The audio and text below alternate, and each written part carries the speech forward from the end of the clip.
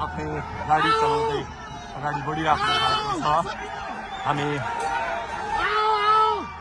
दुर्गा प्रसादसँगै अगाडि बढिरहेका छौँ। यहाँ निकै ठुलो मात्रामा युवाहरूको उपस्थिति देख्न सकिन्छ। निकै ठुलो मात्रामा युवाहरूको उपस्थिति, प्रहरीको बार तोडेर दुर्गा प्रसाई आफै अगाडि बढ्दै हुनुहुन्छ। प्रहरी भेलामा प्रहरीलाई गाडीले पेलेर दुर्गा प्रसाई अगाडि बढ्दै हुनुहुन्छ। हामी दुर्गा प्रसाईसँगै अगाडि बढ्दैछौँ। जहाँ कसैले रोक्न सक्ने अवस्था छैन, जसरी प्रहरीलाई दुर्गा प्रसाई पेलेर अगाडि बढिरहेको भएको छ।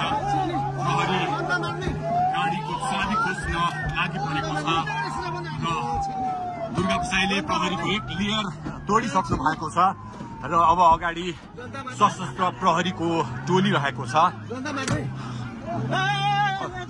उहाँ अगाडि बढिराख्नु भएको छ। यो गाडीमाथि प्रहरीले अन्धाधुन्दा लाठीचार्ज गरिरहेको छ। तपाईँ देख्न सक्नुहुन्छ दुर्गा प्रसाईको गाडीलाई प्रहरीले रोकिराखेको अवस्था। उहाँले यो प्रहरीका सम्पूर्ण सुरक्षा घेरा तोडेर दुर्गा प्रसाई अगाडि बढ्नु भएको छ र यति बेला तीनखुनेको यो पुलबाट अगाडि बढिसकेको छ। यो दृश्य अगाडिपट्टि